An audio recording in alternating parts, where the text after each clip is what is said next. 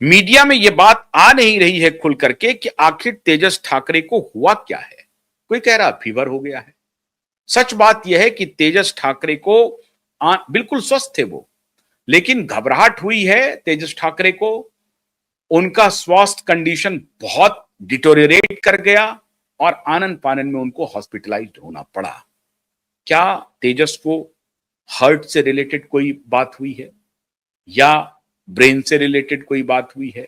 शरीर के किस अंग में क्या खराबी हुई है, यह किसी को मालूम नहीं है। अभी सिंपल कहा जा रहा है कि वो अनकंफर्टेबल फील कर रहे थे, हो सकता है कि सांस लेने में दिक्कत हो रही हो, लेकिन कोई बुलेटिन इस तरह का सामने आया नहीं है। जैसे ही कोई बुलेटिन आपके सामने में ना आए तो समझिए शंका बड़ी है, कुछ ना कुछ बड़ी बात है। आखिर क्यों तेजस को भर्ती होने पड़ा और मेडिकल रिपोर्ट क्यों नहीं आया? भागे भागे अगर पिता पुत्र गए, मीडिया में खबरें आई, हमारे सूत्र बता रहे हैं कि तेजस को कुछ ना कुछ गंभीर बात है जिसकी चर्चा उद्धव ठाकरे और उनका परिवार सार्वजनिक रूप से नहीं करना चाहते। आप सबको मालूम है कि उद्धव ठाकरे स्वयं भी भयंकर बीमारी से गुजर रहे हैं। अब वो बीमारी क्या है मुझे नहीं मालूम।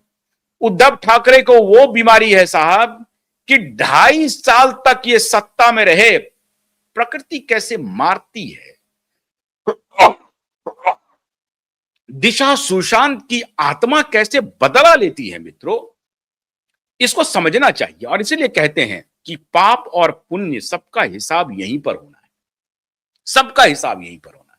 मैं कोई ऐसी बात बाबा वाली बात नहीं कह रहा हूं, कुछ दृष्टांत हैं और मैं समझता हूं कि उद्धव ठाकरे को सामने में रख करके, उद्धव ठाकरे को एनालाइज करके व्यक्ति को अपना आचरण करना चाहिए। उद्धव ठाकरे उसके सबसे बड़े टेस्ट सिंबल है।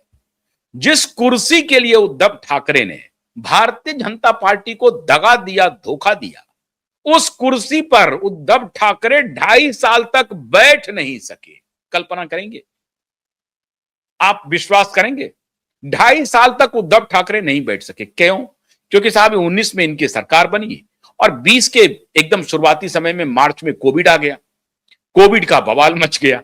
ये साहब 2.5 साल तक मुख्यमंत्री कार्यालय नहीं गए, अपने घर को ही मुख्यमंत्री कार्यालय के रूप में तब्दील कर दिया। इसको कहते हैं प्रारब्ध। जिस मुख्यमंत्री की कुर्सी पर बैठने के लिए वो लालायित थे, उस कुर्सी को उन्हें अपने घर में ऑल्टरनेट कुर्सी बनानी पड़ी। वो उस कुर्सी पर 1 या 2 या 3 बार बमुश्किल बैठे होंगे, मतलब 2-2.5 साल तक तो वो घर से निकले ही नहीं, क्योंकि बीमारी इतनी बड़ी थी। क्योंकि डर, डॉक्टरों ने कहा कि साहब आप अगर जाएंगे तो आप तो पोटेंशियल कैंडिडेट हैं वायरस के। कोमॉर्बिड उसको कहते थे उस जमाने में, कोमॉर्बिड पेशेंट।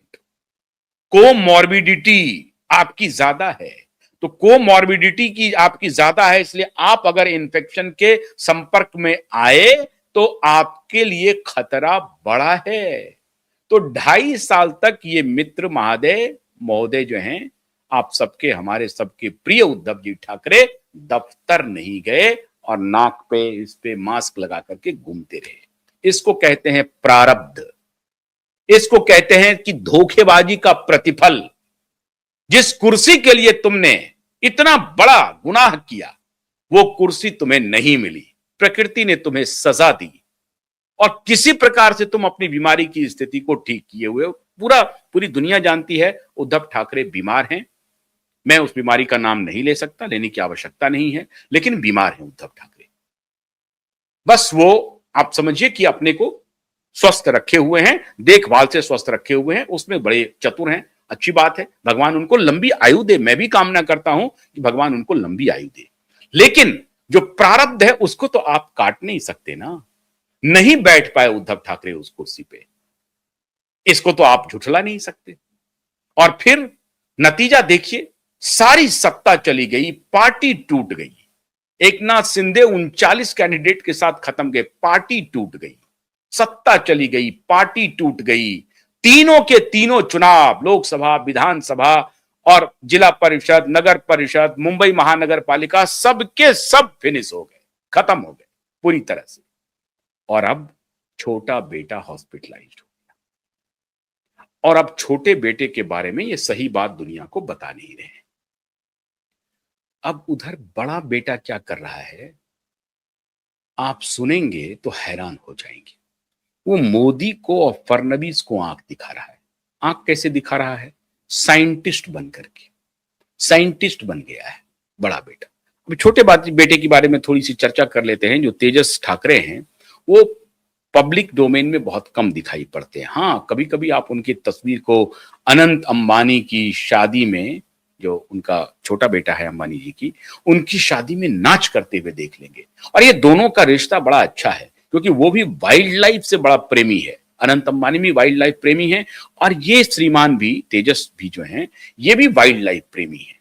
इनका जो पेशा है वो यही है। पेशा मतलब उसके बदले में कोई कमाई होती नहीं है। कमाने की जरूरत क्या है साहब, पैसा ही पैसा है। बाला साहब ठाकरे के पोते हैं, उद्धव ठाकरे के बेटे हैं, बाप मुख्यमंत्री रहा है, सैकड़ों तो बिजनेस है, हजारों तो पैसे आ रहे हैं, इधर जा रहे हैं उधर जा रहे हैं। तो कमाने खाने का साहब इनके यहाँ तो नौकरी करने वालों की ढेर लगी हुई है। तो बेटा क्यों कहीं कहीं पर नौकरी लगेगा या कोई बिजनेस करेगा? बस शौक पाल रहा है वाइल्ड लाइफ का, फोटोग्राफी का। वाइल्ड लाइफ में कौन जानवर कहां घूम रहा है, इंसानों में नहीं, जानवरों का शौक हो गया है। बहुत अच्छी बात है, कोई बात नहीं। वाइल्ड लाइफ का आपको शौक है तो हम कौन होते हैं ये कहने वाले कि आप ये शौक मत पालिए। तो ये वाइल्ड लाइफ का शौक पालने वाले सज्जन हैं, अब बीमार पड़ गए हैं। मेरी और आपकी सबकी यही दुआ होगी कि ये बीमारी की हालत से बाहर आ जाएं, जल्द स्वस्थ होकर के आ जाएं। लेकिन सवाल है कि बीमारी है क्या, ये बताया नहीं जा रहा है। ये प्राकृतिक आपदा घट रही है ठाकरे के साथ क्या, ये बताना तो चाहिए। उधर आदित्य ठाकरे सरमन दे रहे हैं मोदी को और फडणवीस को। क्यों साहब सरमन किस बात का? तो मुंबई में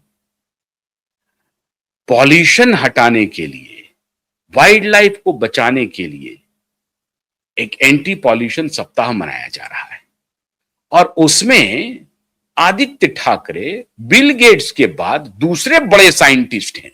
बिल गेट्स एक बड़ा साइंटिस्ट है, आपको मालूम होगा, उनके बारे में बताने की जरूरत नहीं। वो हर चीज में साइंस अप्लाई कर देता है, हर चीज में। मतलब वो he is not a scientist, even he is not a competent engineer, doctor भी नहीं है, लेकिन वो मेडिकल साइंस पर कितनी बड़ी बड़ी बात बोलता है। ठीक उसी प्रकार बिल गेट्स के शागिर्द भी हैं ये।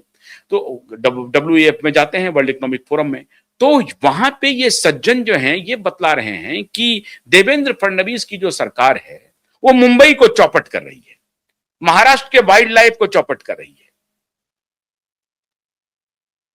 और ये क्या कर रहे थे, मीठी नदी में गाद को हटाने के लिए 65 करोड़ का कॉन्ट्रैक्ट अपने बिजनेस पार्टनर डिनो मौर्या के भाई के माध्यम से किसी और को दिलवा रहे थे।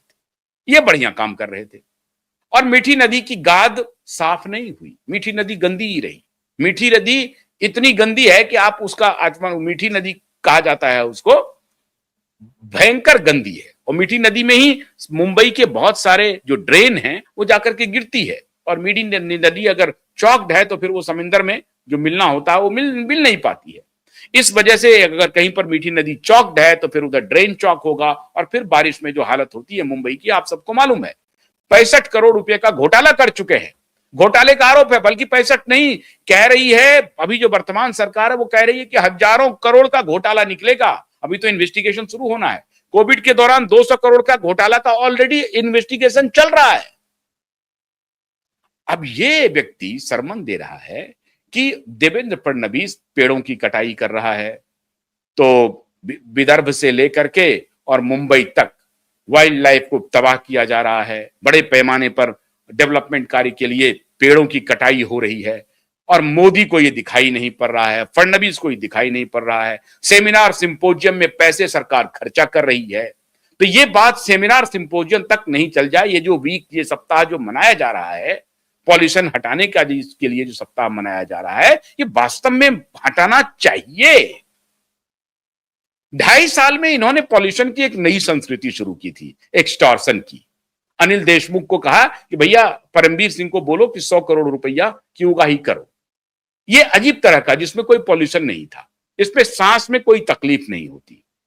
इंटरेस्टिंग था, इंटरेस्टिंग। ये इन्होंने प्रकृति को कोई ये नहीं किया ना। देखिए कहीं पेड़ नहीं काटा, कुछ नहीं किया, कहीं पॉल्यूशन नहीं हुआ, कहीं धुआं नहीं हुआ, लेकिन क्या हुआ कि भाई 100 करोड़ रुपया का उगाही शुरू कर दो।